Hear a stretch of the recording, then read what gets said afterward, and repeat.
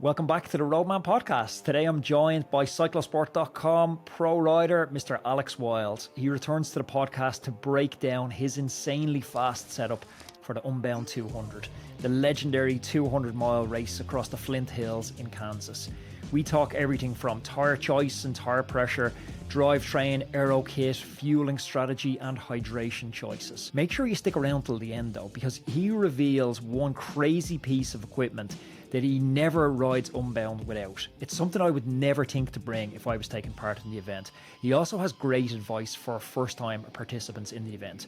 So whether you're racing Unbound for the first time or whether you just love geeking out on gravel tech, this is an episode that delivers real-world insight from the sharp end. It's Mr. Alex Wild.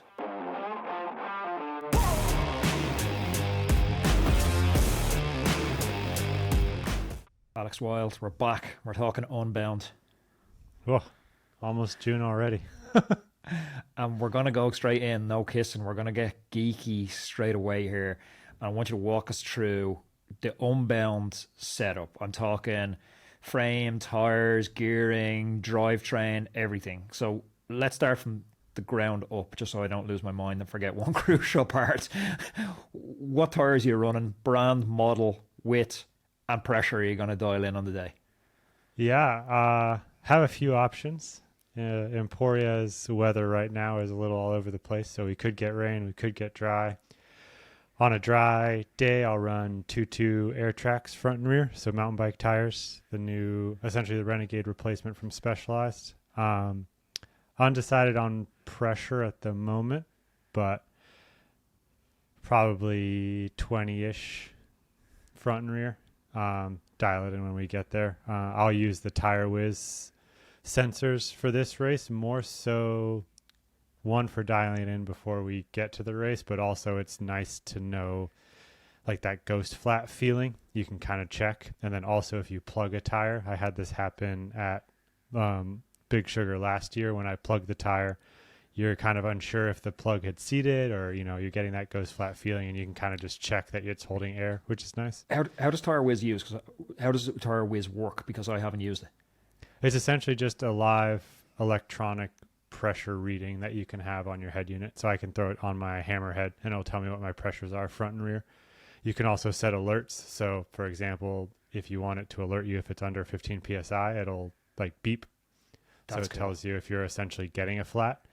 For Unbound, it's nice just to dial in pressures. But like I said, if you plug a tire or kind of have that ghost flat feeling, it's nice to know you have a screen that tells you what your tires are at. Because I know Zip rolled out a new wheel yesterday, which has the integrated tire pressure gauge in it. So is Tyre Whiz like an aftermarket for any wheels, or is they only integrate into certain wheels? No, you can put them on any wheels. So I'm running the Revolve Terra CLX wheels, and you can throw it on there. I've also run it on the Controller Cells, which is our mountain bike wheels. It's essentially a sensor that sits on top of the valve, and it will connect to your head unit. So you can throw it on any wheel. Is there a weight penalty? It's like 25, grams. 30 grams. I mean, yeah. Unbound's relatively flat, so I'm not shaving down to 30 grams. Are you going sealant and inserts? Just sealant? I'll bring inserts. I'm historically not a fan of them. I don't enjoy how they make tires feel. At the same time, Unbound isn't very technical, so maybe worth having the insurance. I think the biggest choice will be which tires I run based on the weather. I'll also bring 50C tracers and 45C pathfinders. Essentially, the smaller I go, the more clearance I have for mud if there's any like unmaintained sections on course, essentially like a couple years ago. Yeah. So have a few options for width. I would like to run the air tracks, all things considered. And then for gearing, I'll bring a 48, a 50, and a 52. And then I'll be running Explore in the back, likely running the 50. One by, yep. The 48 what's the spread looking like on the back? It's a 1046 13 speed, so pretty tight clusters, but you still get that 46 for Little Egypt. I'd say is the steepest and more grindy thing on course, but Yeah, I think the 48 would be more for, again, mud clearance. If the weather turns, essentially it gets it further away from the frame. And then 52, the goal is always to kind of be in the middle of the cluster as much as possible. So you're thinking about mud clearance in terms of your front chainring as well. I never even considered that. I only ever thought about mud clearance from a tire clearance perspective. Yeah, I mean, it'd be marginal at that point, but it gives you just a little more clearance between the frame and the chainring. And in my experience, less places for mud to bind up. The other nice thing is the ride wrap that I use on all my bikes has a ceramic coating. So from their experience, they're based in BC, so they get weather all the time. Mud actually doesn't the post on the way to me, bro. doesn't stick to the frame as easily with the ceramic coating, so I think that'll also be an advantage of having that on the bike. I'll also be running it on my rims, so we'll see. So you're running full SRAM setup. Yep. Are you running a SRAM chain? Yes, SRAM chain with a ceramic speed coating. So they did the UFO coating for me for my race chains this year. I'll be using the ceramic speed pulley wheels and BB as well. Nice. You find they make much of a difference aftermarket to the SRAM setup? Oh, absolutely. Yeah. No, it's one of those things you throw them on and you just instantly feel it. It's like I've seen the data on it looks super marginal, but when you spin it, yeah, like it moves and you're like, it can't be as marginal as they're saying if it's moving this fast. But I don't know if that's like an illusion or a placebo or whatever. I mean, I'll take it even if it's a placebo. I mean, I think the combination of the BB, the pulley wheels, and the chain, like if you stack three marginal things, are we beyond marginal kind of thing? Yeah, it's when does marginal not become marginal? Exactly. And even if you're saving 3 to 5 watts over the course of Unbound, that's minutes, like that could be 10 minutes on something as long as Unbound. So I think it definitely makes a difference. And like I said, even if it's placebo and I feel faster, I'll take it. And do you have to worry about bounce outs? Are you going with a specific bottle cage? I haven't recently. So a couple of my buddies a couple of years ago recommended the TAC X. It's just their like $20 plastic cage. I was about to say this exact same thing to you because I had I don't know what they call it, the Silka one, the super expensive titanium one. There was like you never get bounce outs off it. And I was actually getting bounce outs off it. And I went back to like a €15 plastic tax bottle cage. Yeah, I can send my gravel bike down like a red mountain bike trail and I won't get a single bounce out off this thing. Exactly. Yeah. I had the same experience. I usually use our Z cages from Specialized, and they're great on the mountain bike because you can side load them. From a mountain bike, you can't really pull up all the time because the rear shock is right there. But every once in a while, I'd have it bounce out on the gravel bike just without the suspension. So I went to those TAC X cages on all my drop bar bikes and no issues. So those are the cages I'll be using, and I haven't had any bounce outs on Big Sugar anywhere. Watch the unexplained sales of the plastic cheapest price point tax bottle cage explode. Sometimes you just get it right. Hydration, nutrition is... I've never even ridden as long as the Unbound races. Like 200 mile is wild to me to do on gravel. How are you thinking about hydration? Are you going 3 bottle cages and a hydration pack, or what's the on-bike hydration strategy? I don't think I'll need 3, to be honest. I have the ability to mount more. I also, to play around with, I got one of our... so the Specialized saddles have 2 bolt mounts in the back, the SWAT mount. And I actually purchased... We have I think it's for triathlon. It's like this little talon, and you can put 2 more cages essentially behind your butt. So I was thinking if it was really hot and I was worried about the pack making me hotter, that I could run essentially 4 Elite 950 bottles and I'd have roughly 4 liters on board. But I'm thinking I'll run 2 950 bottles on the bike and then an Usui, and we get 2 aid stations. So essentially over 9 to 10 hours, that'll give me 12 liters of fluid, and that should be plenty. I think the saddle triathlon solution thing, I think that's going to be super bad for bounce outs. I was thinking that, but I just haven't had any issues with the tack cages, to be honest. I mean, I would try it when I'm out there pre-riding first, but Yeah. could be a clever solution for keeping something off your back. But I've also been riding with the Usui out here in the heat and haven't really had any issues. So I think we'll stick with that. I also, I've talked about this before, but for people listening, the hose comes really long on the Usui. So what I'll do is I'll actually cut that hose so that it just goes down and then attaches to the magnetic strip. That way, it essentially, you just pull it up to drink and then you drop it and it will magnetic back to it. I like that. And then another thing is pocket space is premium. That's something at Unbound you're always carrying a lot. So when I'm done with a carbs fuel gel, that other piece where the hose could come out, I stick the trash through there so that when I drop my bag, it already has all my trash in it. Nice. And what's the pocket setup on the back of your speed suit? Like, and even access to that is with the hydration pack on the back. Is it difficult to access all the pockets, or can you access them all? No, I can access them all super easy. They do 2 pockets on the speed suit, but they're deeper. So DNA Cycling makes my kit out of Utah. And so it's a 2 pocket just because it's an extra small skin suit. But a standard pocket, I'd say, is like this big, and they just make them deeper on those. So at Cape Epic, I was running the same suit, and I could fit 16 gels in my pockets, no problem. So I'll probably have, it's roughly like, say you split it into thirds. I think I'll have about 4 hours worth of fuel at any given time. So 12 to 15 gels. And then I'll also have a little top tube mounted bag, which can hold 6 gels. And I'll probably stick my caffeine gels in there just to make it easy to know where is a caffeine gel and where's a standard gel. And is there do you have a plan laid out in terms of feeding that you're going to feed every X number of kilometers? Or are you more going to just go with race situation when it chills out, just eat as much as you can?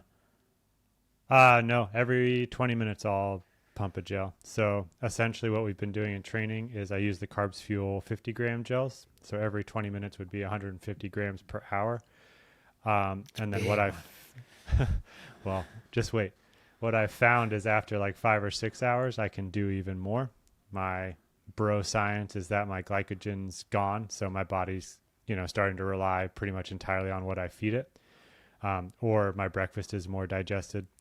Who knows? Yeah. But at the end of, I did an 8-hour essentially endurance practice last Sunday. And I was by the end doing 1 gel every 15 minutes. So 200 grams per hour. And averaged over the entire ride, I was at 170. How much does your training ride cost you? Like fucking $60 every time you go out to do a training ride. Well, that's the other best thing about Carbs Fuel. Those 50 gram gels are $2. I mean, yeah, I know. I've had Gabe on the podcast. We've talked about this before, but it even if I had to purchase Carbs Fuel, it would save me probably $6,000 to $8,000 a year. Yeah, it's wild how he's doing it. It's brilliant. Are you going? You're not going by the sounds of it with any we've seen last year kind of innovation around hydration packs and speed suits. There seems to be, from chatting with aerodynamicists, quite aerodynamic advantage if you can fill that gap on your torso between your 2 pecs. A couple of people decided to try and build in hydration. I think, was it Lackey done it last year, or maybe Dylan Johnson? No, Dylan Johnson done the rear load and Lackland done the front loading to fill in the gap. Any thought around that, or why you elected against it? I didn't put much thought into it, to be honest. Feels like it'd be uncomfortable to have the bladder in front, and then how you kind of replace it. I mean, still something we could play around with if I could essentially just slide the bladder down the front of my suit. But yeah, I'd say I'm a little not behind on the aero game, but new. There's a couple of things I've done. Like I went to the 165 cranks and I've done 40 bars this year. So I've definitely done some more than I have in the past, but I'm probably not as far along as someone like Dylan is. How are you finding the move to 165 cranks? Oh, I enjoy it. Yeah. For me, it wasn't so much the like, you can put out more power or blah, blah, blah. It was more that I could essentially decrease my hip angle. So my knees don't come up as high. And that just allows me essentially to fold over the bars a little easier. So, and I've noticed it. I think that's the crazy thing is, so yesterday I did a ride, like my last big ride before Unbound. It was N plus with 3x15 threshold, and I was doing it on 50C tracers, and I was beating times on climbs I've done on my tarmac. You're moving well this year. What's the threshold numbers? It's like you're doing them at like 420 or something. It was 400 for this. So it was, the Endurance Plus was like 290, and then the 3x15 was at 400. So the raw power for 4.5 hours was 302 watts. That's disgusting. Right, so we're working through the bike sequentially. So we've tires, drivetrain. What am I missing? Frame, handlebars, cockpit. Yeah, the handlebars. I went with the Zip. I think they're something 80. The aero, the new aero ones they have with the nice flare. I've really enjoyed those. 38s. I think they're the SL80. So they're aero bars, 40 at the top, and I want to say they're 45 in the drops. Nice. But I found them to be really comfortable. They also have indents for the blips, which is really nice. So I can run blips in the drops and on the hoods, but they don't like bulge out. There's actually an indent in the bar for them to sit nicely in there. And are you almost a full custom build each race you're going into? Kind of. I mean, it's going to be a lot of the same stuff. I use that bar anytime I don't use the Rapide Roval cockpit. And then obviously SRAM supplies me with all the drivetrains for my bikes. So, and you're sticking specialized frames every time. Yep. Mm-hmm. So it's more so just using what those brands provide for each race. Interesting. Okay, so let's talk race dynamics, race pacing. Is it simply a case of trying to get from A to B as fast as possible and riding your own race, or are you getting into the inter-race dynamics and trying to follow moves and play strategically against other people's strengths and weaknesses? Yeah, I think Unbound's an interesting one because I've never raced it, if that makes sense. Like I've never made it to the end at the front. So the rest of the races in the series, I've been there at the end.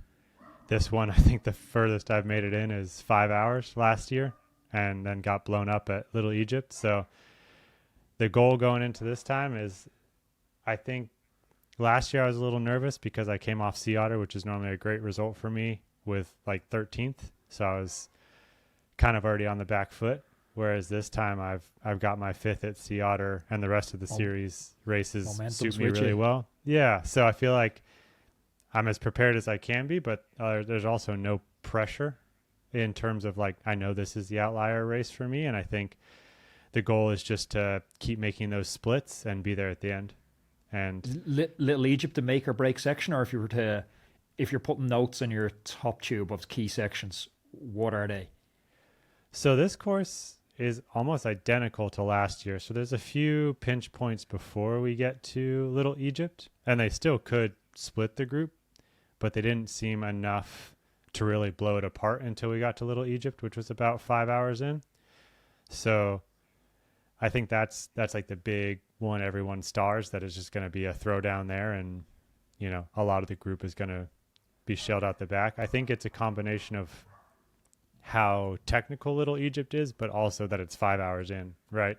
People are starting to get really tired, and that section kind of just blew it up last year, and that's what it does. So I think that's like if we went into like Paris-Roubaix, like that's a 5-star section, but there are some other 3 or 4 star sections along the way that you could mess up.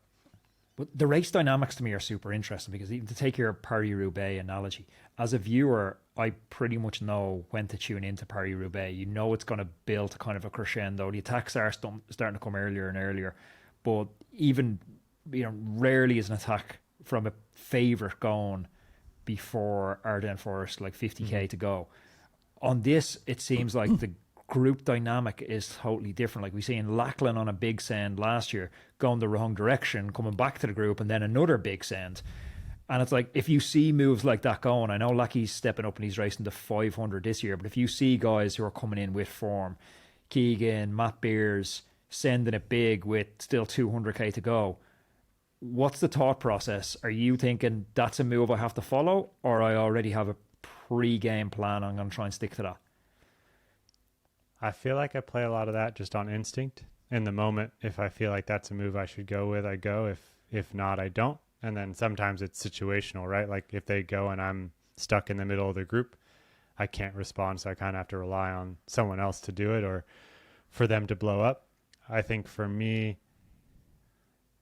I'm just making splits, just continually making splits throughout the day, hitting my fueling and hydration, and getting to the end with as much energy as possible so that in those last couple hours, I'm the strongest.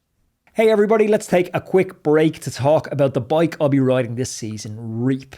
I've been lucky enough to ride all the top brands in the world over the past few years, but these Reap bikes, they're not the same, and I'll tell you why.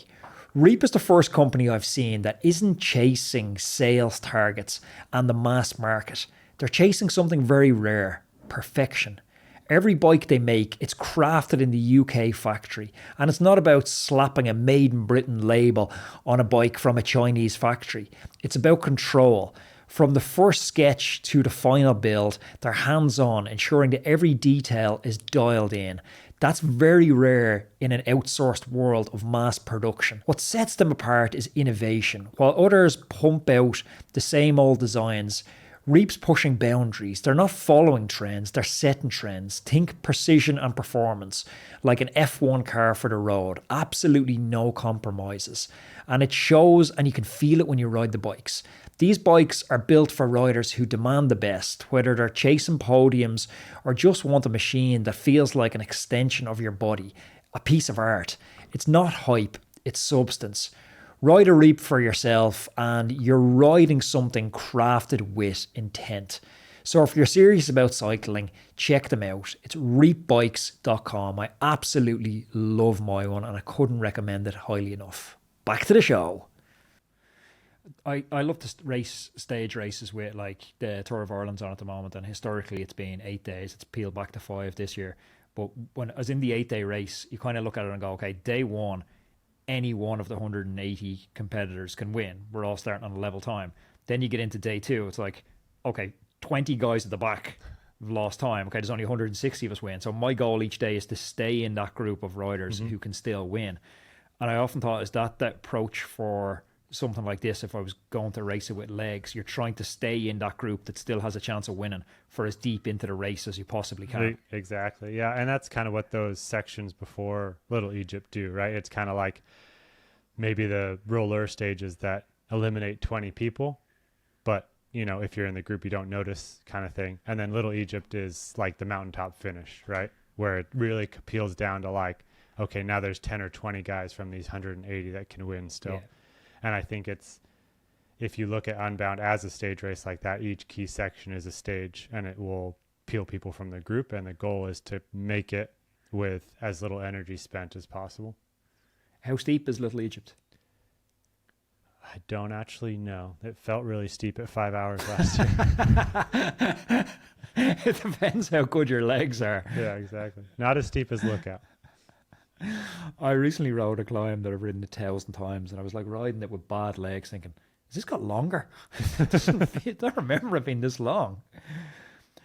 On a race that long, you surely go through like periods of the dark night, like the soul is starting to just play tricks on you. Do you have any strategies for keeping motivated during those periods where you're just like, what am I doing out here? I don't know if there's any strategies. I mean, I'm kind of just always motivated to be in the front. So I think in those moments, it's kind of like, it'll come back around. So you kind of just, or even if it doesn't, you kind of have to commit either way. So I think just kind of committing to the effort. And I think that's part of a good taper, is not only recovering physically, but recovering mentally, because it's going to be a really hard day. So if you're already like mentally stressed or fatigued going into Unbound, then you're on the back foot. So I think it's a matter of kind of almost preparing for that war ahead of time. Is there anything that you bring like unexpected that you know, say someone like me who shows up and has never ridden Unbound would just totally overlook. Like I've heard people bring in like paintbrushes to pull some of the muck clear on the mucky days. Is there any weird stuff like that you're bringing? That is definitely one. People bring paint sticks to be able to push the mud off their tires while they're riding. I wouldn't say anything weird. That's pretty weird. I bring obviously flat kit. I bring a bunch of plugs.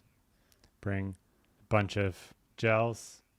I'll be using Carbs Fuel's new caffeine gel throughout the race. Yeah, nothing weird. Maybe just more gels, more plugs, more tubes. I was speaking to someone, I can't remember who it was, World Tour rider, and we were talking about advice for someone doing the longest ride of their life. And his advice was, a long ride is just like a short ride, only longer. And I was like, that makes no sense. And he's like, it does make sense if you think about it, because you just need all the same stuff. You just need more of it. Yeah, that's fair. I was like, yeah, it actually is kind of fair. Okay, let's have a bit of crack with this one. We'll revisit this because we're going to do an Unbound post-mortem afterward. Who was on the podium this year? Men's and women's race. No boy. Putting me on the spot. I'd like to see Paige Onweller win the women's. I know Sophia will be somewhere there in the top 3. Who else? And I'll go with Hannah Otto. I don't know in what order, but those 3, I'll go with them. Nice. I've had 2 of those 3 on the podcast. And then on the men's, you always got to back your horse. I will win. I love it. And then I think Matt will figure it out this year and be on the podium as well. Not figure it out, but I feel like for how good he is, I think 9th is his best so far. So I think he's shooting for more. And then I'll go with Zach Colton for 3rd. Okay. No Keegan? No. Doesn't have the form? He wins a lot, so I'm not going to put him on my predicted podium. We'll see what happens. Dylan Johnson had a bad spill during the week. Yeah. Training crash. Historically, he finishes 17th. Will Dylan's absence affect race dynamics, or is just one person just not influential enough to change race dynamics? I think one person at Unbound isn't. I think Dylan's also very good at racing his own race in terms of how he races. So I think even if it was Keegan that got injured and wasn't there, that would influence the race. It's just such a deep field, and there's always people coming from Europe, and there's a lot of strong guys. So it's one person isn't enough to change the race. An interesting exercise I recently had with someone I was chatting to, a YouTube consultant, we were talking about growth, and he's saying, like, before a video goes out, let's benchmark what success looks like. And I thought, actually, it is really interesting, because some videos you'll have a different expectation of performance than you will with other videos or podcasts. And I think it's interesting to pull that across into a cycling arena. Obviously, you want to win every race, but when we revisit this in the post-mortem, for you to have a successful day at Unbound, what does that look like? Is it a result-based? Is it expectation-based? Is it power numbers-based? Or is it something entirely different? Yeah, it's never results-based for me. I'm kind of a outlier in terms of you could probably just send me off with my Powermeter and my intervals and no racing, and I would be very happy. I really enjoy just seeing where my progression is year over year, and racing is kind of an outcome. I mean, I enjoy racing, don't get me wrong, but it's not who I am. And I think that's a separation I've made in the last few years in terms of racing is what I do, but it's not who I am. And I think for me, it's all about effort.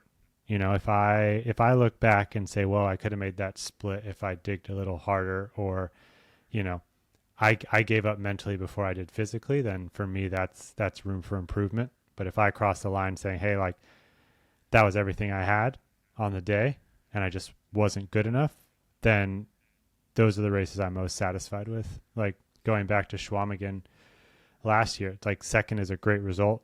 And, you know, going up against Keegan in the sprint is also a great result. But the result was the outcome.